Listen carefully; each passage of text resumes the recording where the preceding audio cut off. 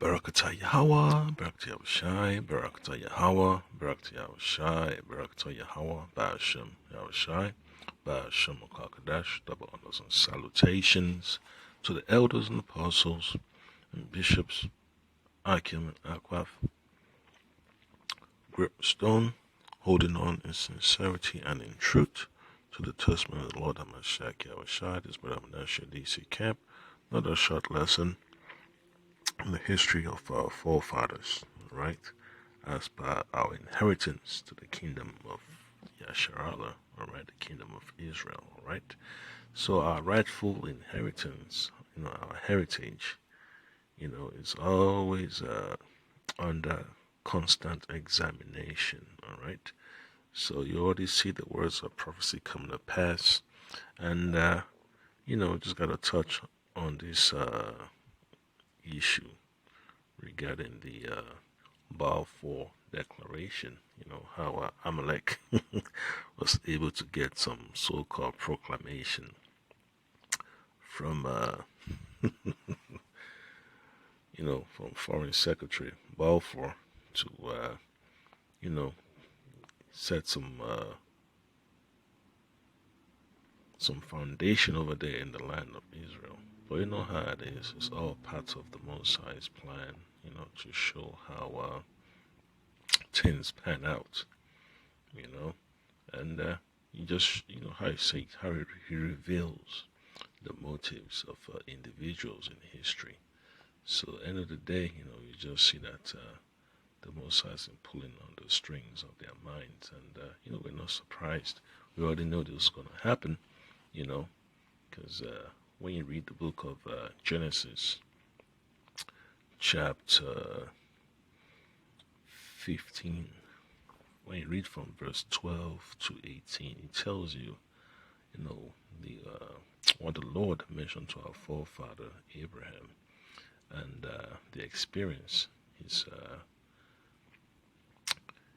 his descendants, the 12 tribes of Israel, are going to have to be faced with. All right, and we'll start from verse 12. Okay. So it says, and when the sun was going down, a deep sleep fell upon Abram. And lo, an horror of great darkness fell upon him. And he said unto Abram, right, this is what the angel of the Lord said unto Abram. This was before his name was changed, all right? So Abram is basically exalted father, all right, Abraham, all right? Know of a surety, thy seed shall be a stranger in a land that is not theirs, and shall serve them. All right, so our forefathers, that went down to Egypt, they had to serve bondage. All right, and they shall afflict them 400 years. So that's a historical fact that we can all attest to. Then verse 14 says this, and also that nation whom they shall serve will I judge. Alright, and you remember the plagues. Alright, the 10 plagues that came upon the land of Egypt. And afterward shall they come out with great substance. Alright, so that's just the balance of the whole matter. So you can apply that to this modern time. Okay, our people serve in captivity in the land of Babylon, the land of Egypt, all right, so-called land of Assyria, also known as America, okay, in prophecy. The virgin daughter of Babylon, all right? And then verse 15 says, and thou shalt go to thy fathers in peace. Thou shalt be buried in a good old age, okay?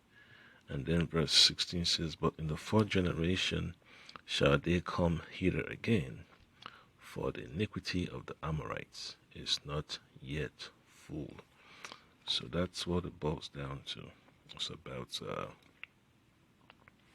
how the Lord has set it up, The timing of everything is perfect according to the Most High's plan. So the former inhabitants of the land, the Amorites, of the descendants of Ham, they had their time to be there, to possess the land. But what happened? The Lord had to kick them out. Why? Because of their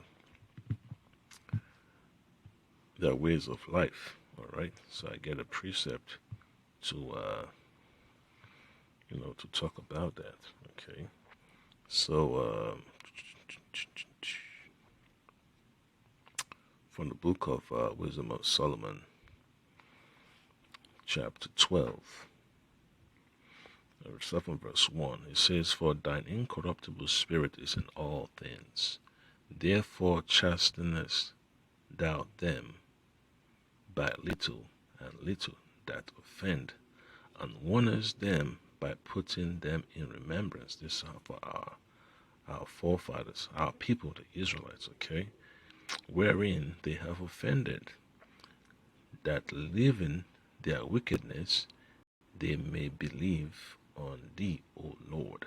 For it was thy will to destroy by the hands of our fathers both those old inhabitants of the Holy Land, whom thou hatest for doing most odious works of witchcraft and wicked sacrifices. All right?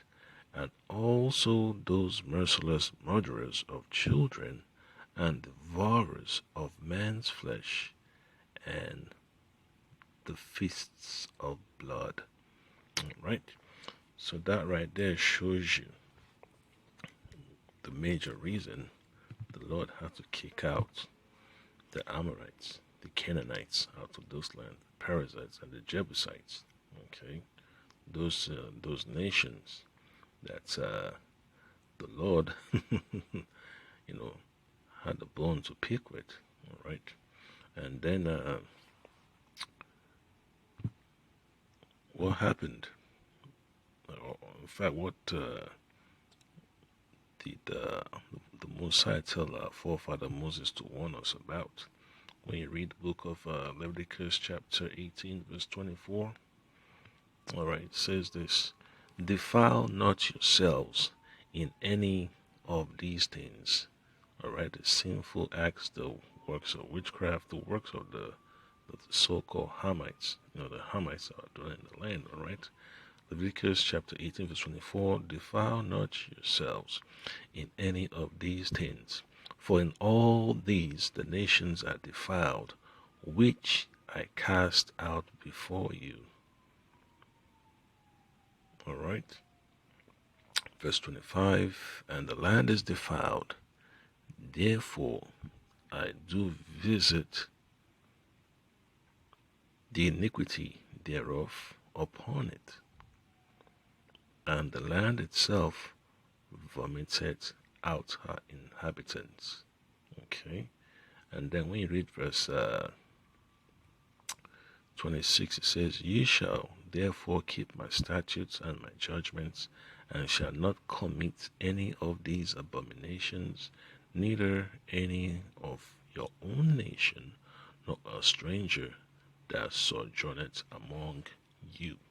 So that's a clear instruction from the Lord. In fact, warning, the chastening of the Lord for our people to walk that straight and narrow path. But what happened? People, became sinful and willful, and they got kicked out. They became captives in foreign lands. When you read the book of Jeremiah, chapter 17, verse 4, "They shall discontinue from their heritage." In fact, let me just read it just for the record. So Jeremiah chapter 17, verse 4, "And thou, even thyself, shalt discontinue from thine heritage that I gave thee, and I will cause thee to serve thine enemies in the land which thou knowest not. For ye have kindled a fire in mine anger, which shall burn forever." Okay, so that same frustration that the Lord had with the Hamites committing works of abominable works, that same you know, frustration the Lord had when our people was committing the same acts. So what did the Lord do? He had to, kick our people out of the land. He toss them like a ball. That's one precept, I always, wish I could remember all the time. So Isaiah chapter 22 verse 18, it says, he will surely violently toss. If I read one more time, Isaiah chapter 22 verse 18, he will surely violently turn and toss thee like a ball into a large country. There shalt thou die, and there the chariots of thy glory shall be the shame of thy Lord's house. So that's a judgment of the Lord upon our people that became abominable. Okay, and when you read Jeremiah, it's like a Revelation chapter 11 verse 8. He says, and their dead body shall lie in the streets of the great city, which spiritually is called Sodom and Egypt, where also our Lord was crucified. All right. So if the Lord kicked out the Hamites out of the land, and the Lord kicked us out, for sinful acts, how much more these Edomites that are claiming, that they are the ones that have to be rightfully there. So what do you expect? All the abominations that they've been pushing over there in the land of Israel. What do you think the Lord is going to do? So when you read the book of Revelation chapter 18 verses 4 and 5, this is what it says. Revelation 18 verse 4, and I heard another voice from heaven saying, come out of her, my people, that ye be not partakers of her sins, and that ye receive not of her plagues, for her sins have reached unto heaven, and the Musa Yahaba Shimasha Bashim Kakadash had remembered her iniquities. Alright? So what do you expect? Our deliverance is about to be manifested, and the downfall of our enemies the same. Okay? So that's how the Lord has set it up, the downfall of our enemies and the upliftment of his people, the Israelites, all right, the so-called Negroes, so-called Latinos, and the so-called Native Americans. And that's, one thing you're going to start observing in these last days as the spirit of the gospel, it's moving, okay? And then what else do you expect? What else do you expect to happen? So you read the book of Joel, chapter 3, verse 2. It says this, I will also gather all nations and bring them down into the valley of Jehoshaphat, all right, the valley of the Most High's judgment, and will plead with them there for my people and for my heritage Israel, whom they have scattered among the nations and parted my land. So there's a judgment that's coming upon the earth.